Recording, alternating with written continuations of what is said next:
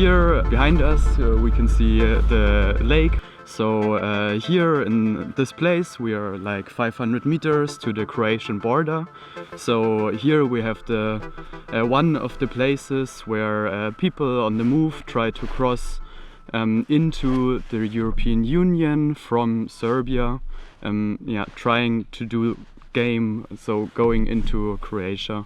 So No Name Kitchen is an organization which is active for quite some years already, because the people who started the movement, they realized that many people on the move trying to come to Europe, but these people who face a lot of repression from police, from different types of authorities, and they mostly don't get what they need to survive, to stay healthy, and we always evaluate where a lot of people stay, and then we try to support them with clothes, with hygiene, so we provide showers, we provide medical assistance.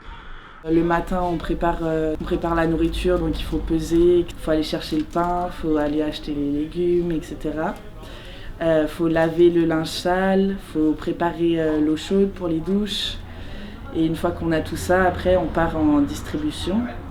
For example, let's put it really concrete. So many people write us on our Facebook page and they say, hey, the border police from, for example, Croatia or Hungary, they pushbacked me. So I tried to go to the EU and the police took everything I have.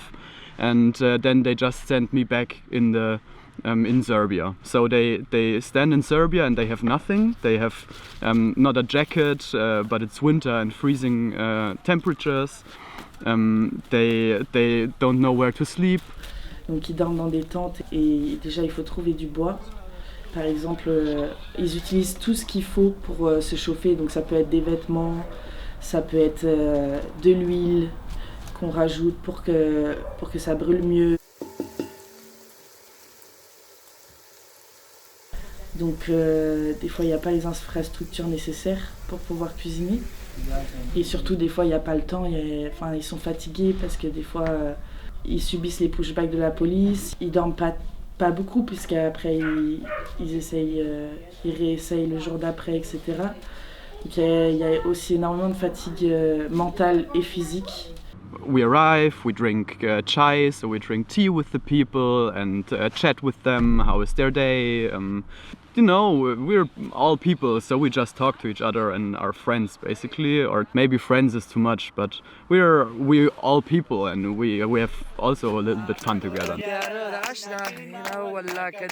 After arriving and chatting a while, we start to build the showers. C'est une douche portable. Donc on a une tente qui est choix, c'est une cabine de douche, et on met une palette dessus et on fait tenir cette tente. You know, this is good for warming fingers. No need? You need?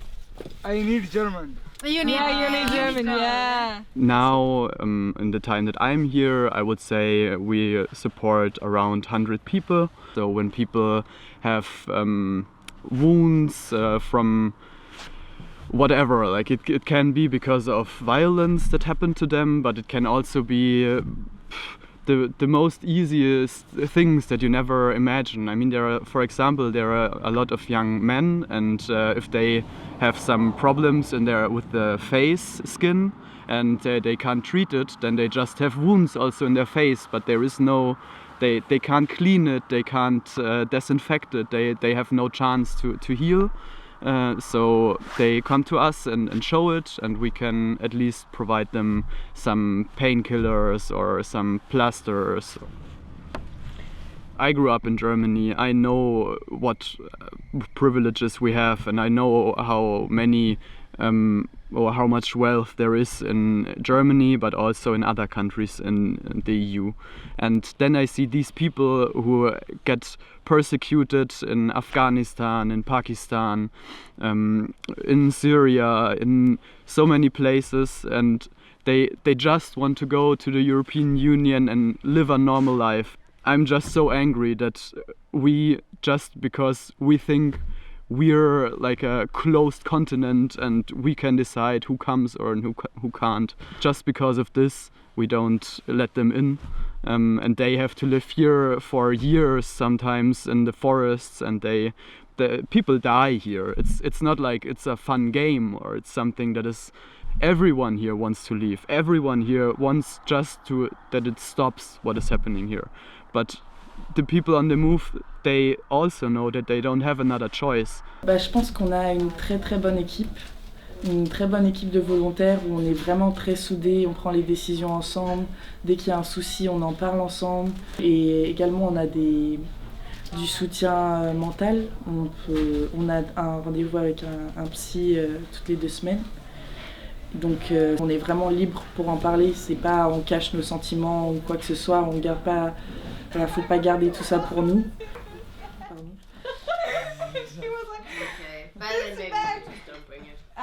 Donc on a différents spots qui sont déjà établis sur lesquels on va tous les jours. Donc on a un agenda des distributions qu'on doit faire. Et donc tous les 2 jours par exemple on va dans chaque distribution. Donc des fois on distribue, ça peut être au milieu d'une route ou sinon ça peut être directement dans la jungle, là où ils vivent, ou directement dans les squats ou les maisons abandonnées. Et il y a le dernier spot, c'est près des rails de train. Donc on doit aller le soir pour pas trop se faire repérer et pour pas les mettre en danger également.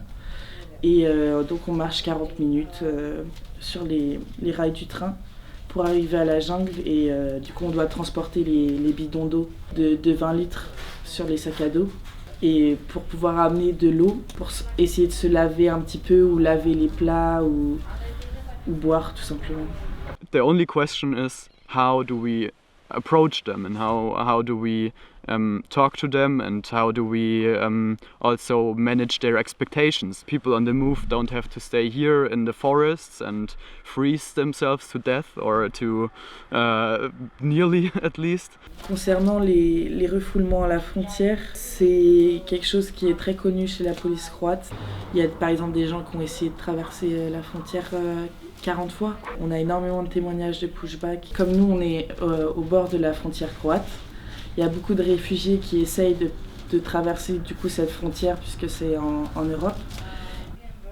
Mais voilà, c'est pas seulement un refoulement, souvent ça s'accompagne également de violence. Pas toujours, mais ça peut s'accompagner de violence, mais également de vol.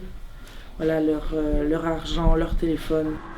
Again, we just know what people tell us, and for us, what we know is that people, they might try walking, so they just travel as close as they can to the border and then they walk as far as they can. So also people have walked until Slovenia or further.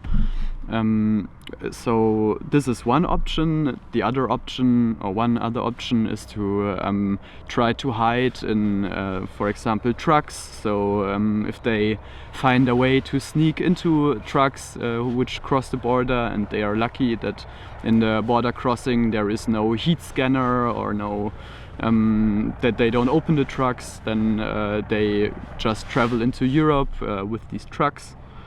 And I'm sure there's always more ways, and I know that they are really creative.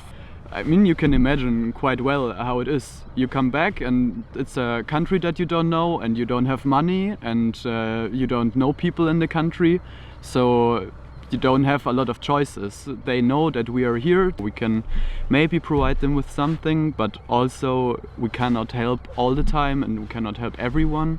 So yeah, this is always a hard thing for me. Avec No Name Kitchen, j'ai beaucoup appris, pas seulement en allant sur les distributions et tout ça, mais également en vivant dans cette maison, en vivant avec tous les volontaires, avec des gens avec qui je partage les mêmes idées en général, avec qui on peut discuter, on peut prendre des décisions vraiment de façon très démocratique, chacun peut donner son avis. Et c'est comme ça qu'on arrive à prendre les meilleures décisions always then go back to their like call their families and say, hey, I tried again to go in the EU, but I failed and I need another 100 euros so I can get at least some food and clothes, and then I try it again.